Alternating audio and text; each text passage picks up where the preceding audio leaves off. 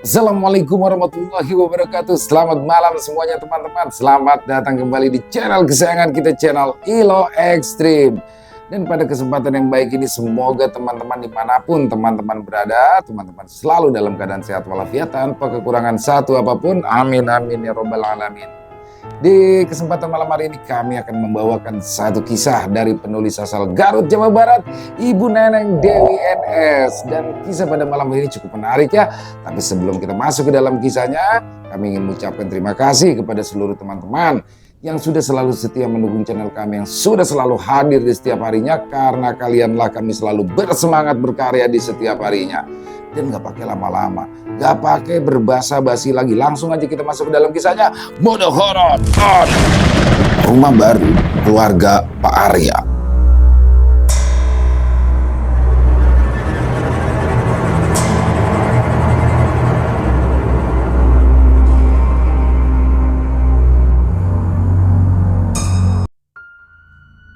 Malik terlihat berjalan sambil membawa sebuah map. Rupanya, ia sedang mencoba menawarkan rumah tantenya yang bernama Bu Fitri. Ketika para warga menanyakan kenapa rumahnya mau dijual dan kemana Bu Fitri berada, Malik mengatakan jika Bu Fitri mengajaknya untuk pindah ke kampung halaman almarhum bapak kandung Malik yang berada di luar kota. Dia juga mengatakan jika Bu Fitri sudah lebih dulu berangkat ke sana, sedangkan Malik disuruh menawarkan rumah tersebut ke warga. Nantinya setelah rumah itu terjual, barulah Malik akan ikut pergi menyusul Bu Fitri. Meskipun sedikit heran, karena Bu Fitri yang tidak berpamitan lebih dulu kepada Pak RT dan juga warga di sana. Namun warga mengira mungkin saja Bu Fitri memang terburu-buru pindah keluar kota, makanya ia tidak sempat untuk berpamitan kepada mereka.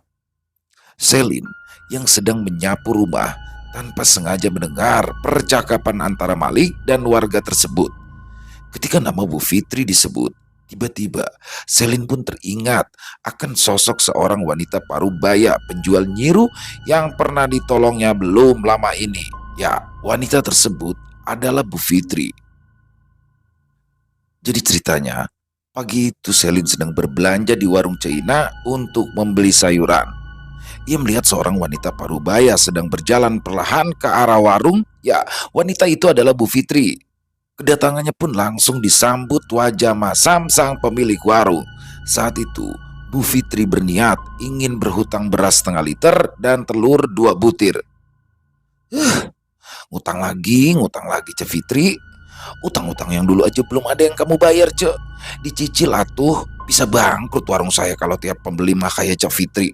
Utang mulu kerjaannya. Omel Cek Ina, si pemilik warung yang memang dikenal ketus dan bila bicara suka nyablak itu. Saya mohon Cek Ina, sekali ini saja. Ini juga buat Malik. Kasihan dia belum makan, pinta Bu Fitri sambil mengiba. Ya makanya, kalau punya keponakan itu mah jangan dimanja. Masih mending kalau dulu orang tuanya ninggalin banyak harta. Ini mah udah miskin, sok-sokan manjain ponakan lagi. Ucap Cek Ina sewot.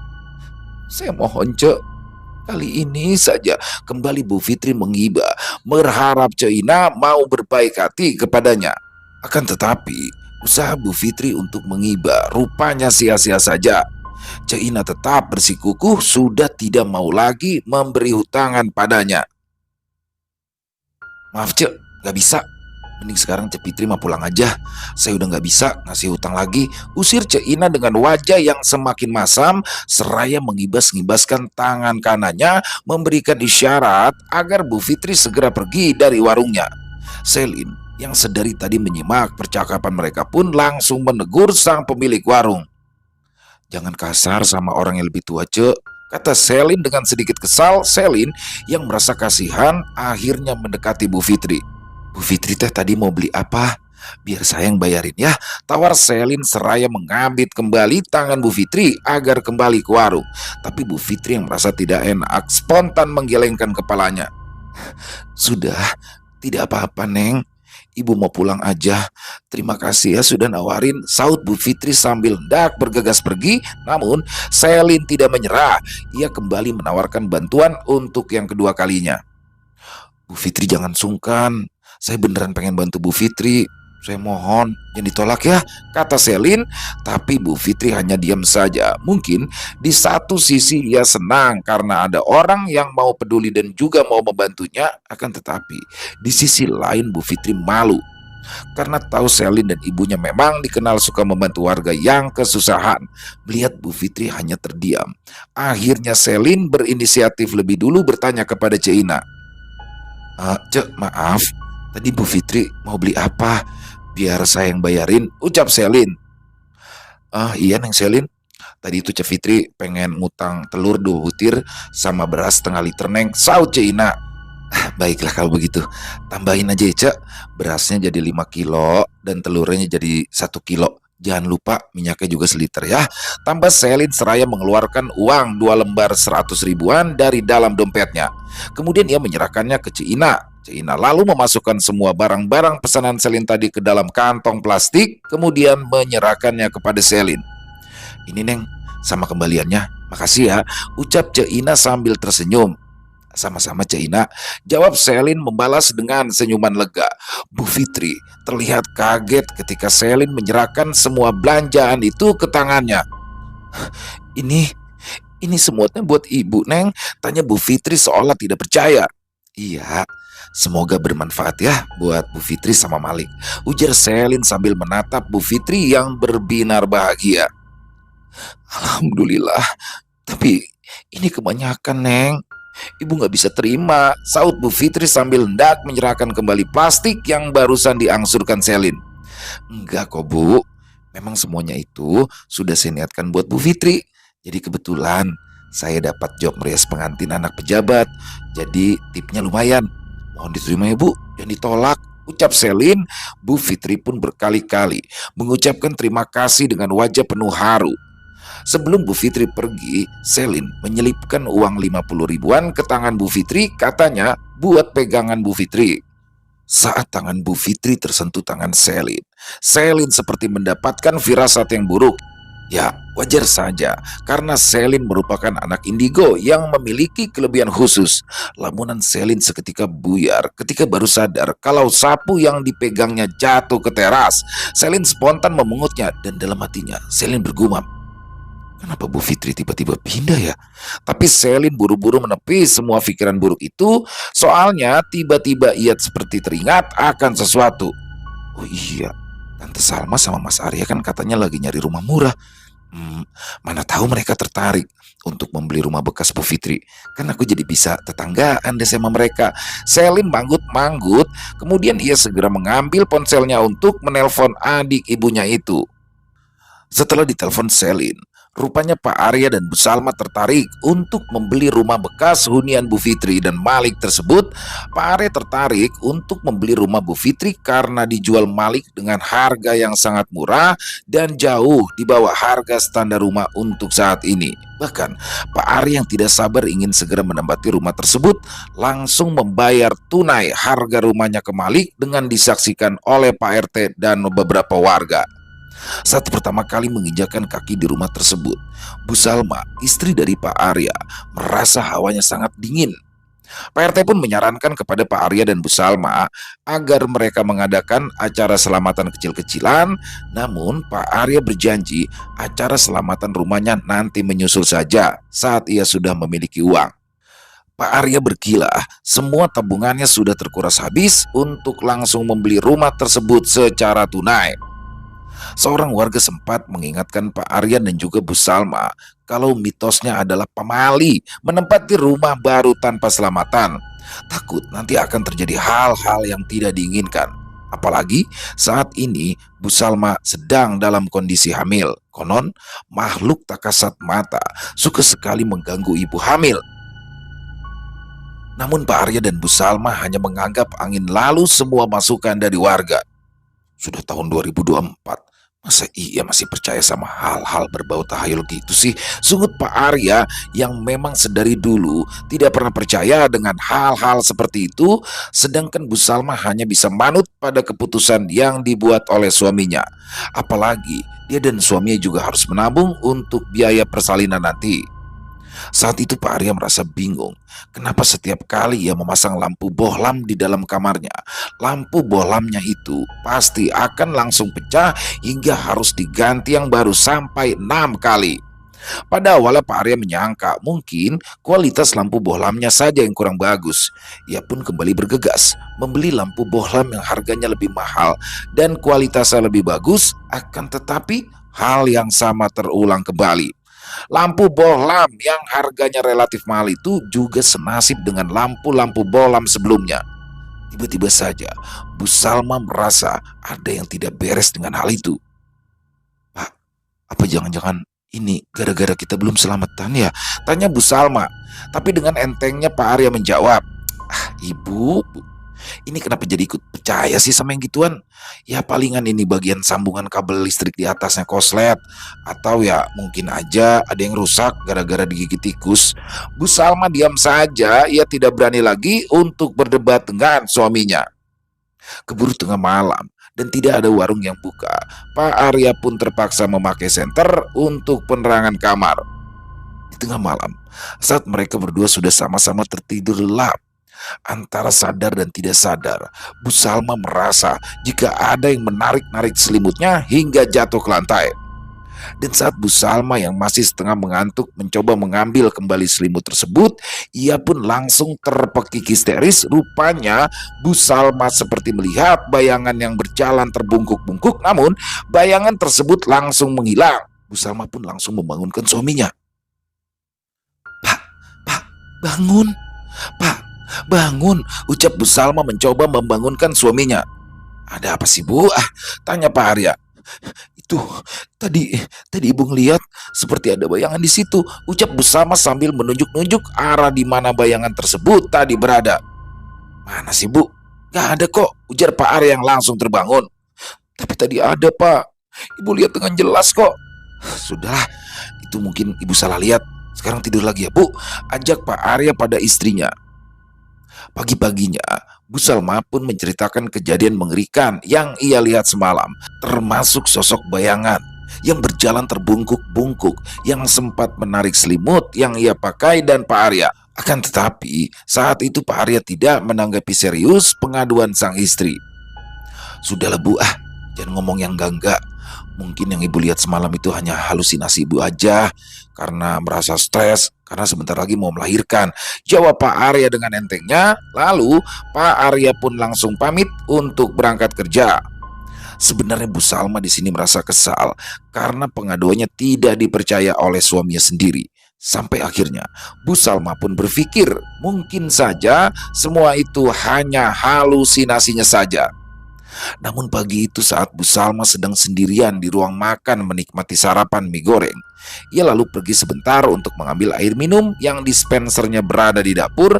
Ketika ia kembali ke meja makan untuk melanjutkan menikmati mie goreng, tiba-tiba saja Bu Salma langsung terkejut saat mie yang dimakannya mendadak berubah menjadi cacing hidup. Namun ketika dilihatnya lagi, makanannya itu berubah kembali menjadi mie seperti sedia kala. Hal tersebut membuatnya merasa mual dan langsung menghilangkan nafsu makannya saat itu. Tidak sampai di situ, tiba-tiba saja Bu Salma mendengar suara keran air yang menyala di kamar mandi. Bu Salma sempat merasa heran karena sedari tadi ia tidak merasa ke kamar mandi untuk menyalakan keran. Bu Salma pun lalu beranjak menuju ke kamar mandi untuk mematikan keran. Saat itulah Bu Salma merasa kaget sekaligus ketakutan karena setelah dimatikan, keran itu malah kembali menyala sendiri. Perasaan Bu Salma pun mulai tidak enak. Seketika tubuhnya jadi menggigil ketakutan saat tiba-tiba ia melihat yang mengucur dari keran tersebut bukanlah air jernih, melainkan kucuran darah segar berwarna merah dan menebar bau amis yang sangat mengganggu indera penciumannya. Mendapati itu, Bu Salma pun sontak berlari ke arah luar.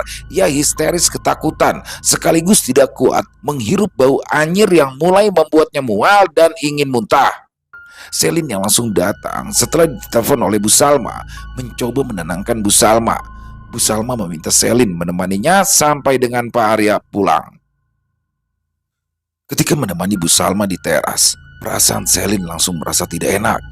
Kepalanya tiba-tiba saja merasa sangat pusing, padahal tadi dia baik-baik saja. Tengkuknya juga tiba-tiba terasa sangat berat, seolah seperti ditindih oleh batu besar.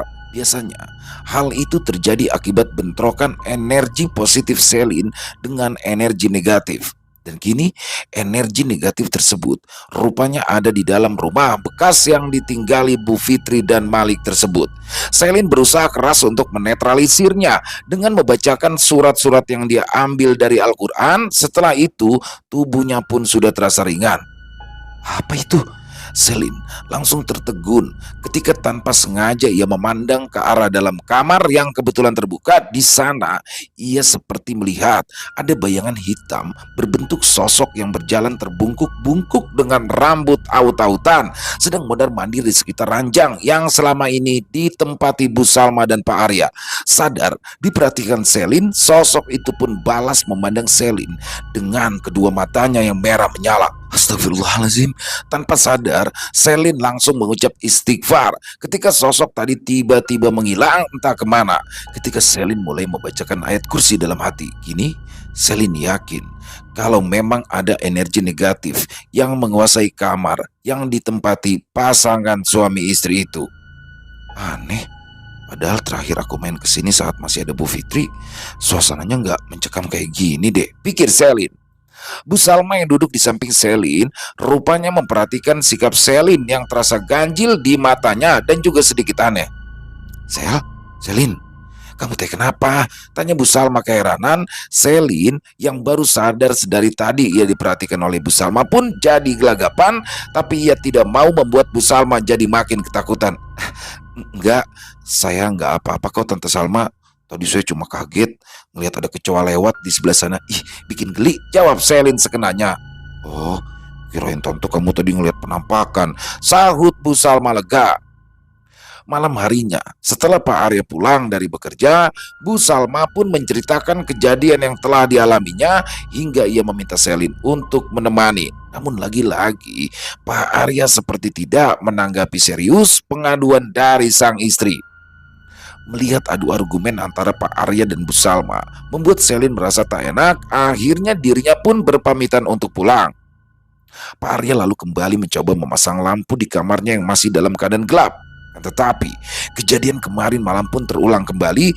Pak Arya yang sudah hilang kesabarannya pun menjadi kesal dan melempar lampu terakhir yang koslet itu tepat ke arah pintu kamar sambil menginjak-injak lantai yang dipijaknya dengan marah. Tapi tiba-tiba saja terdengar suara terpekik. Sosok terbungkuk-bungkuk dengan rambut aut-autan itu muncul dan memandang penuh amarah kepada Pak Arya. Lalu tiba-tiba ranjang yang biasa ditempati oleh Bu Salma dan juga Pak Arya mendadak bergoyang-goyang seperti ada tangan besar tak terlihat yang menggoyang-goyangkannya, seperti ada gempa yang membuat seisi kamar itu bergoyang. Saking kencangnya goyangan itu, tubuh Pak Arya dan Bu Salma yang berdiri tidak jauh dari ranjang mereka jadi ikut terjatuh akibat hilang keseimbangan. Pak Arya dan Bu Salma yang kaget sekaligus ketakutan akhirnya lari terbirit-birit keluar rumah dan meminta pertolongan warga. Pak Arya kini percaya kalau istrinya selama ini tidak berbohong. Warga yang kala itu sedang meronda heran melihat Pak Arya dan juga Bu Salma yang ketakutan. Mereka bercerita jika ada hantu yang kerap mengganggu sejak mereka menempati rumah itu.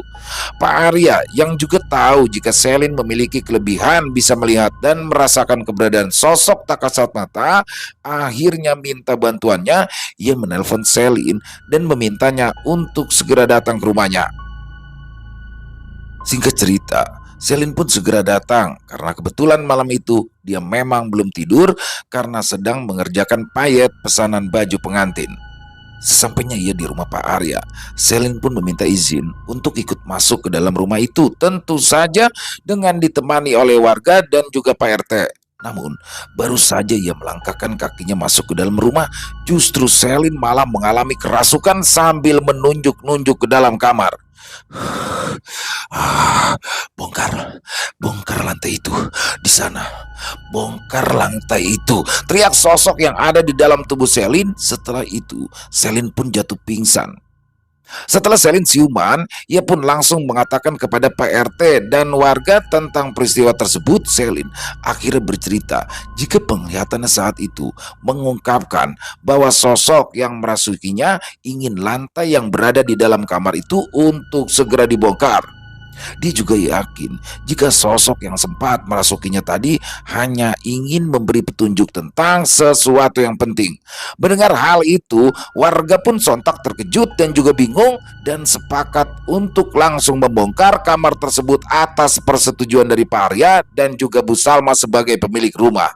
Jelas, suami istri itu sama sekali tidak merasa keberatan karena berharap setelah semuanya terungkap, mereka pun bisa kembali menempati rumah tersebut dengan aman dan nyaman.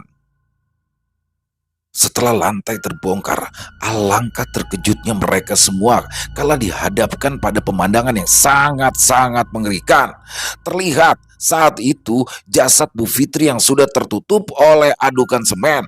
Pak RT pun langsung menelpon pihak berwajib untuk menyelidiki kasus ini.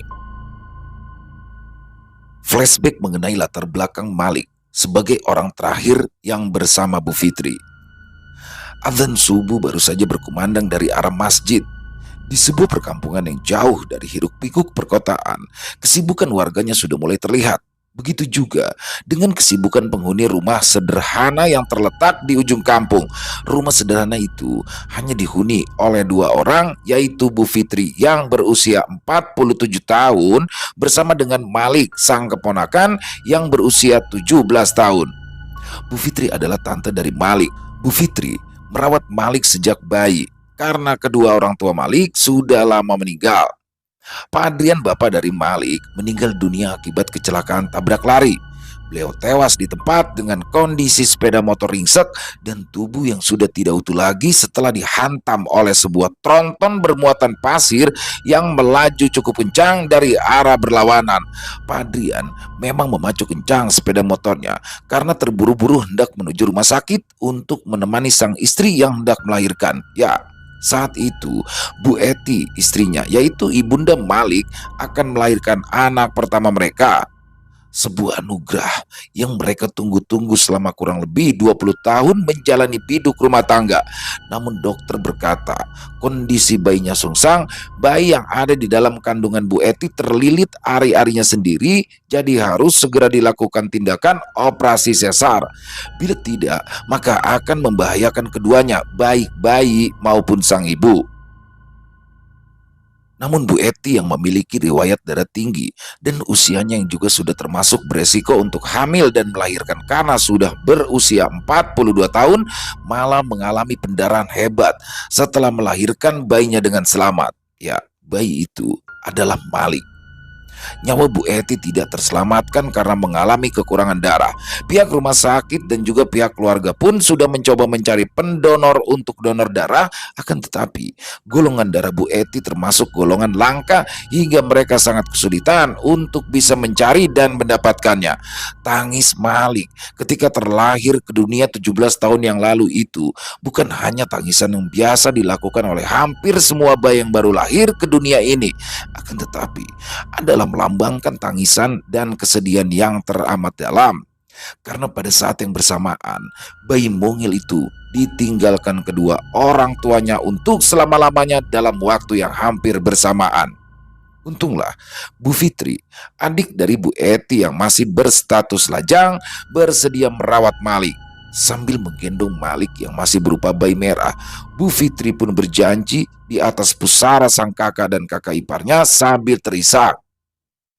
Eti, Adrian, kalian berdua istirahat dengan tenang ya di alam sana. Saya hanya bisa mendoakan semoga Allah menerima semua amalan kalian dan menempatkan kalian berdua di tempat yang terindah di sisinya. Kalian tidak perlu khawatir. Bayi kalian akan saya beri nama Aziz Malik Insya Allah akan saya rawat dengan baik. Al-Fatihah, ucap Bu Fitri dengan suara yang begitu lirih dan diiringi dengan air mata yang mulai menggenang di pipinya. Sejak saat itulah Bu Fitri merawat dan membesarkan Malik seorang diri. Bu Fitri juga sudah menganggap Malik itu sebagai darah dagingnya sendiri, maka dia ingin Malik memanggilnya ibu, bukan tante ataupun bibi. Bu Fitri pun rela mengorbankan apa saja asal ia bisa merawat dan membesarkan Malik dengan tangannya sendiri. Bahkan Bu Fitri rela beberapa kali menolak lamaran para pria yang datang untuk melamarnya ketika mereka keberatan jika Bu Fitri ikut membawa Malik. Bu Fitri pun juga tidak merasa malu. Sehari-harinya hanya bisa bekerja sebagai penjual nyiru atau tampah bambu keliling dengan penghasilan yang sangat minim. Karena setiap kali ia melamar pekerjaan, pihak perusahaan tidak memperbolehkan membawa serta Malik ke tempat ia bekerja. Itulah sebabnya Bu Fitri memilih menjadi penjual nyiru keliling agar ia bisa berjualan sambil menggendong Malik yang masih bayi yang memang tidak bisa ditinggal sendirian di rumah. Bu Fitri tidak tega bila ia harus menitipkan Malik pada orang lain, apalagi kepada tetangganya. 17 tahun kemudian, tanpa terasa Bu Fitri bisa membesarkan Malik. Pagi itu, Bu Fitri bersiap-siap hendak berjualan nyiru secara keliling, sementara itu Malik keponakannya malah baru bangun. Ya, remaja putus sekolah itu marah-marah ketika ia membuka tudung saji karena tidak melihat adanya makanan yang tersaji di sana. Sarapan mana sih? Kok nggak ada? Masa iya sarapan cuma air putih doang? Sungut Malik sambil membanting tudung saji yang barusan ia buka, lalu menendang meja kayu yang sudah mulai lapuk itu. Bu, ibu, teriak Malik memanggil-manggil Bu Fitri dengan suara keras sambil berjalan menuju teras. Ada apa nak? Kenapa kamu pagi-pagi sudah teriak-teriak? Malu sama tetangga, tegur Bu Fitri dengan suara lembut. Ah, setan sama tetangga. Aku cuma mau nanya, kenapa nggak ada makanan di atas meja? Aku lapar bu, pengen sarapan. Buruan dong masak. Aku ini udah dijanji sama anak-anak. Perintah Malik sambil membentak Bu Fitri. Bu Fitri di sini langsung beristighfar. Astagfirullahaladzim nak, jangan teriak-teriak gitu. Ibu minta maaf ya. Kemarin itu nyiru jualan ibu nggak ada yang laku. Jadi ibu nggak punya uang buat beli makanan.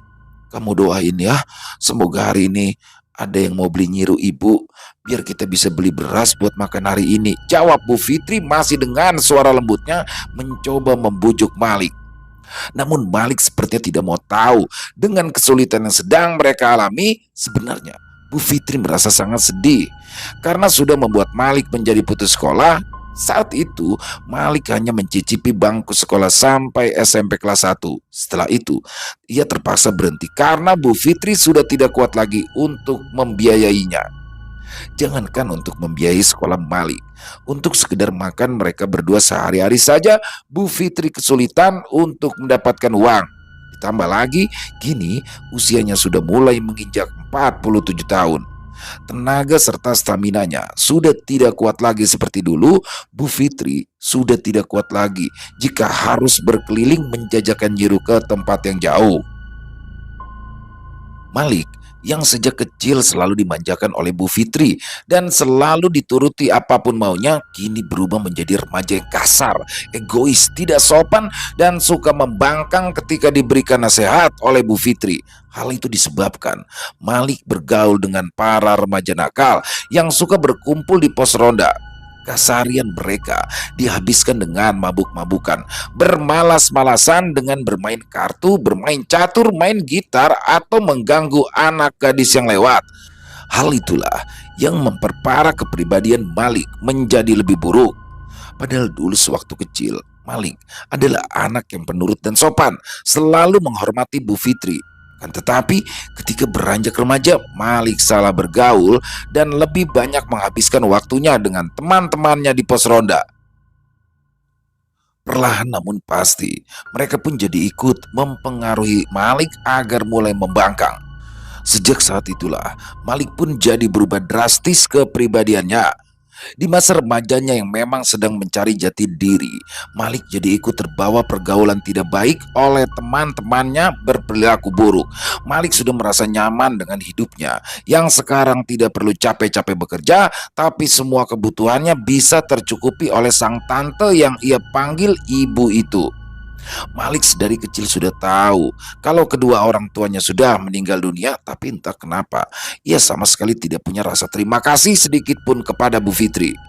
Malik yang sudah kelaparan tetap tidak mau tahu dengan kondisi Bu Fitri. Pokoknya aku nggak mau tahu ya Bu. Sekarang ibu ke warung. Beli apa kek? Yang penting perut aku bisa kenyang. Cepetan dong Bu, aku udah lapar banget nih, teriak Malik pada Bu Fitri. Bu Fitri hanya termenung, hatinya begitu sedih dan juga terluka. Kenapa keponakan yang sejak bayi ia besarkan dan ia rawat dengan penuh limpahan kasih sayang kini berubah menjadi remaja yang tidak beretika. Bu Fitri merasa semua pengorbanan yang pernah ia berikan kepada Malik terasa mulai sia-sia. Tapi sekarang semuanya sudah terlambat karena waktu sudah tidak mungkin lagi bisa diputar untuk mundur kembali ke masa lalu. Bu Fitri yang tidak mau meninggalkan Malik karena sudah terlanjur berjanji pada mendiang kedua orang tuanya untuk menjaga Malik seumur hidupnya, terpaksa menuruti kemauan sang keponakan. Singkat cerita, Bu Fitri pun pulang dari warung. Ia merasa malu pada Selin yang sudah membelikannya banyak sembako. Baru saja sampai di depan pintu, Malik langsung memarahinya karena terlalu lama berada di warung. Melihat Bu Fitri sedang memegang uang 50 ribuan, Malik pun langsung merampasnya. Duitnya buat Malik ya Bu. Malik mau main. Bu Fitri meminta uang itu dikembalikan untuk membeli token listrik besok, namun Malik tidak peduli. Ia malah mendorong tubuh Bu Fitri hingga terjatuh, lalu ia berlalu pergi. Bu Fitri pun lalu mengusap-ngusap kaki kanannya yang terasa sakit. Tiba-tiba Bu Fitri merasa lapar, tapi dia ingat kalau gas untuk memasak sudah habis. Dia juga takut kesiangan berjualan. Kalau sampai terlalu siang ia berangkat, akhirnya Bu Fitri putuskan hanya meminum air putih saja untuk sekedar mengganjal perutnya sementara. Dalam kondisi jalan terpincang-pincang, Bu Fitri pun tetap berjualan nyiru. Sementara itu, terlihat Malik mengajak Riana, gadis yang disukainya, untuk mentraktirnya makan batagor. Namun di situ Riana terlihat agak ogah-ogahan dan merengut. Nggak modal banget. Masa iya cuma traktir batagor doang? Ngajakin belanja kek? Sungut Riana dongkol dalam hatinya. Kamu kenapa Riana? Tanya Malik heran melihat Riana yang hanya diam. Gadis cantik berhidung bangir itu menatap Malik. Emangnya kamu beneran suka sama aku, Malik? Tanya Riana. Loh, kok kamu nanyanya kayak gitu sih, Ri? Malik balik bertanya. Ya kalau kamu beneran serius suka sama aku, harusnya kamu itu ngajak makannya ke restoran kek, atau ke kafe gitu yang lebih bergengsi. Ini malah cuma makan batagor Mang Dadan. Hah, keluh Riana. Malik langsung terdiam. Dia tidak tahu harus menjawab apa. Harusnya juga kamu tuh ngajakin aku jalan-jalan pakai motor, bukan jalan kaki melulu, kan capek. Kaki aku pegel tahu, sambung Riana seraya memonyongkan mulutnya. Malik yang merasa tidak enak hati sudah mengecewakan gadis yang ia cintai itu pun langsung meminta maaf. Maafin aku ya Ri. Ya, ntar aku janji bakal ngabulin semua permintaan kamu. Tapi yang gak bisa sekarang. Gak apa-apa kan? Ucap Malik penuh harap. Riana hanya menganggukkan kepalanya. Saat Malik dan Riana sedang menikmati batagor Mang Dadan, tiba-tiba Bu Fitri melintas di depan mereka. Mang Dadan menyapanya sambil meminta Bu Fitri untuk istirahat terlebih dahulu. Istirahat dulu atuh Bu Fitri. Saya mah kasihan ngelihat ibu jalannya pincang-pincang gitu, ucap Mang Dadan seraya mengangsurkan sebuah kursi plastik untuk diduduki Bu Fitri. Namun Malik yang sepertinya merasa terganggu atas kehadiran Bu Fitri malah mengusirnya. Ibu ngapain di sini sih? Sana Bu, ibu lanjut aja jualan lagi, biar nanti pulang bawa uang. Gimana kita mau punya duit Bu kalau ibu malas-malasan kayak gini terus? Hardik Malik. Mang Dadan yang terkejut melihat perlakuan Malik kepada Bu Fitri spontan menegur Malik. Malik, jangan gitu sama orang tua, dorhaka kamu, kata Mang Dadan dengan nada geram. Malik tidak terima dinasehati oleh Mang Dadan. Ia malah menendang gerobaknya lalu mengajak Riana pergi dari sana. Bu Fitri pun akhirnya terpaksa harus meminta maaf atas nama Malik kepada Mang Dadan atas sikap kurang ajarnya tersebut. Sore itu, Bu Fitri pulang. Dia sangat berbahagia hari ini karena seluruh dagangannya diborong oleh Pak Kades, bahkan bayarannya pun diberikan lebih. Ketika sampai di rumah, Bu Fitri melihat Malik yang sedang berduaan dengan Riana. Bu Fitri langsung menegur mereka karena bukan muhrim. Bu Fitri juga meminta agar Riana supaya menjaga marwahnya sebagai seorang gadis. Di sini Malik justru malah memarahi balik Bu Fitri dan merasa jika dirinya terlalu ikut campur dalam urusannya. Bukannya menerima ditegur oleh Bu Fitri, Riana malah tidak terima. Kemudian ngambek lalu pergi begitu saja meninggalkan rumah Bu Fitri tanpa berpamitan. Melihat itu Malik pun langsung menyusulnya. Di luar dugaan, Riana langsung meminta untuk putus. "Ah, tapi aku salah apa, Ri? Kita kan baru aja jadian, masa iya udah putus?" kata Malik yang tidak terima diputuskan begitu saja oleh Riana. "Seperti kita nggak cocok. Mulai sekarang kamu jangan deketin aku lagi," sungut Riana. "Apa kamu marah gara-gara dinasehati ibu aku, Ri? Ibu aku tuh emang gitu, kebanyakan ngatur-ngatur. Lagian dia itu juga bukan ibu kandungku. Kamu jangan putusin aku ya. Aku tuh cinta mati sama kamu, Riana. Please, jangan putusin aku. Aku janji bakal membahagiakanmu dan mengabulkan semua permintaan kamu," pinta Malik setengah mengiba seraya memegangi kedua tangan Riana dan meletakkannya di dada. "Lepasin. Aku nggak sudi lagi sama kamu," teriak Riana sambil berlalu meninggalkan Malik. Singkat cerita, Malik pun kembali pulang dengan pikiran yang kusut. Saat itu, Bu Fitri yang kelelahan karena seharian berkeliling sampai ke kampung tetangga, lalu ketiduran. Saking pulasnya, Bu Fitri sampai tidak mendengar suara teriakan Malik yang memanggil-manggil namanya. Melihat Bu Fitri tertidur dengan sangat pulas, emosi Malik tiba-tiba saja memuncak.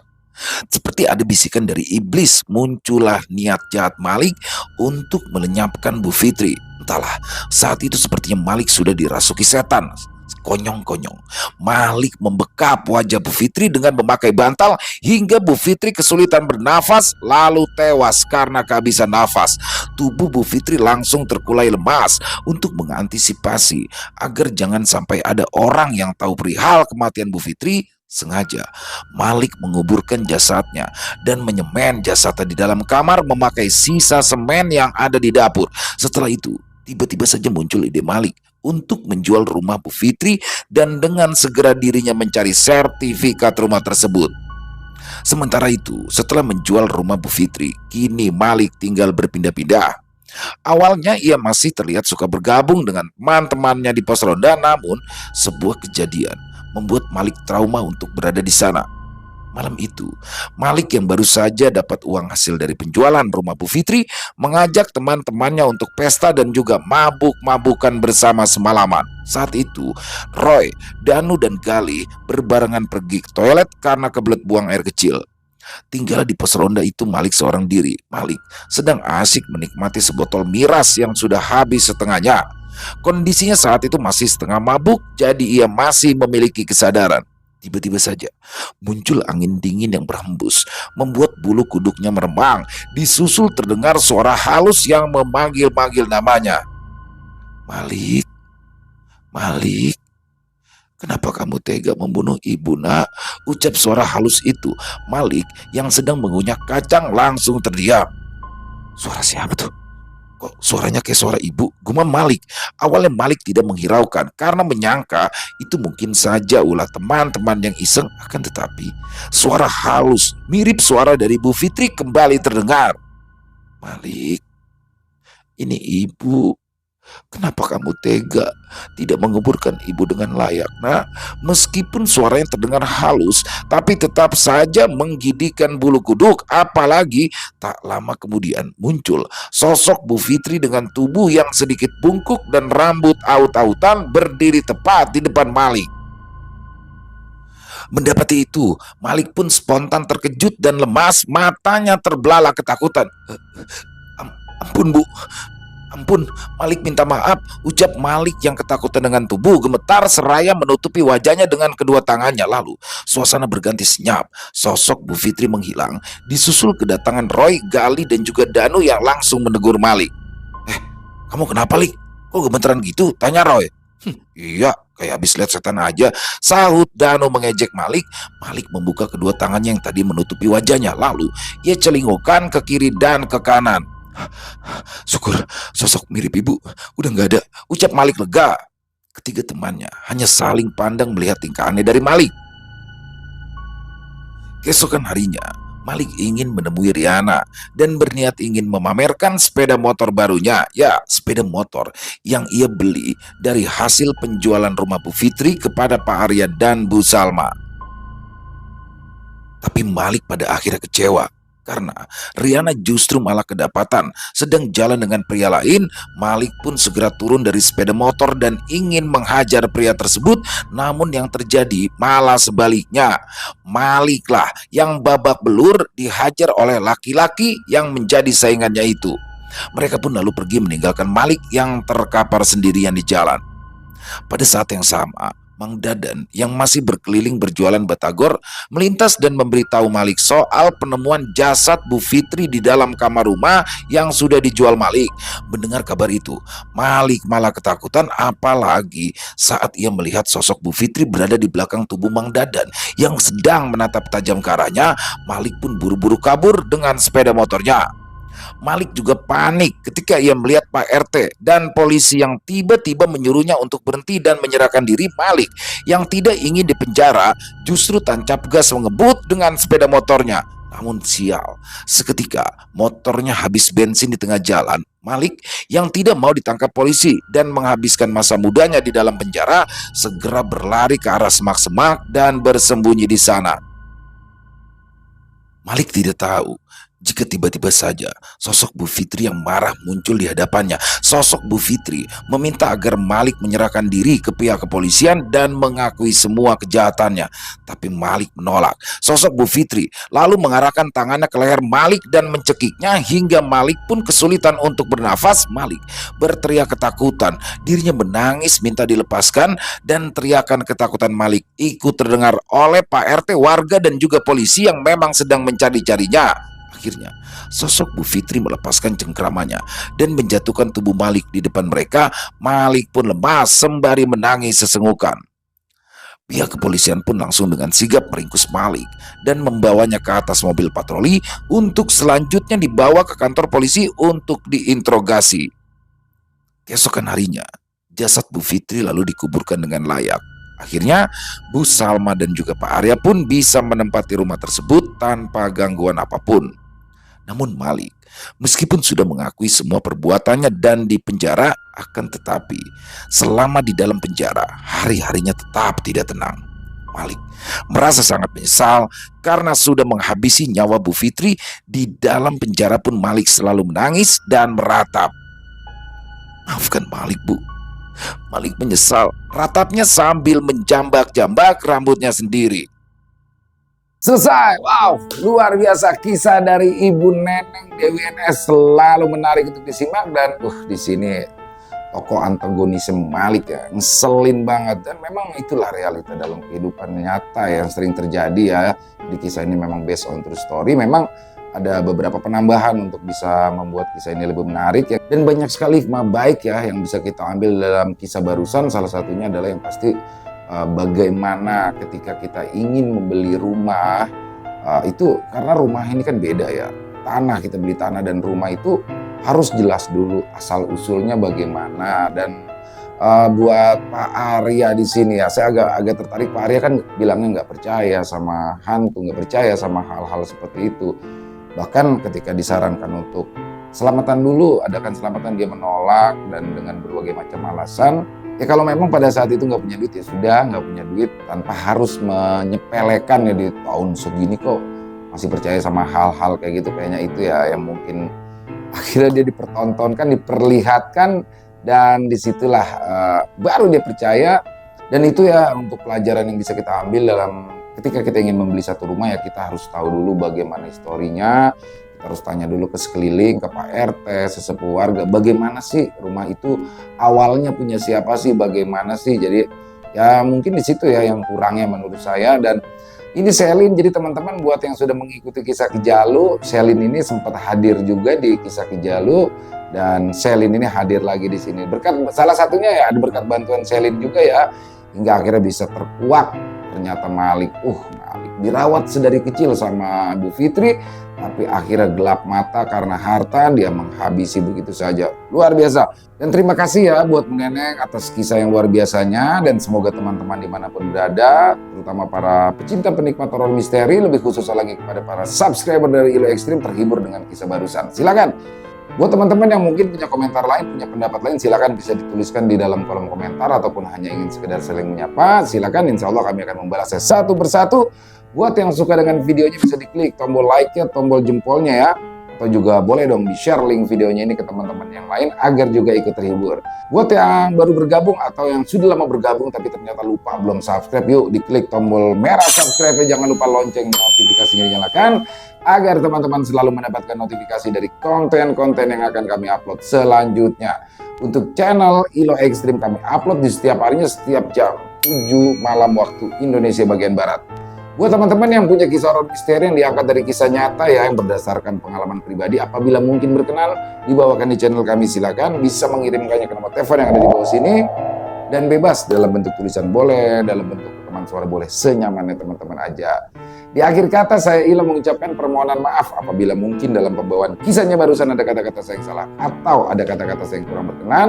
Saya mohon dibukakan pintu maaf yang seluas-luasnya. Sampai berjumpa lagi di konten-konten kami selanjutnya yang pasti tidak kalah ngerinya, yang pasti tidak kalah seramnya. Masih bersama saya Ilo di channel Ilo Ekstrim. Salam sehat, sukses selalu untuk kita semua. Wassalamualaikum warahmatullahi wabarakatuh.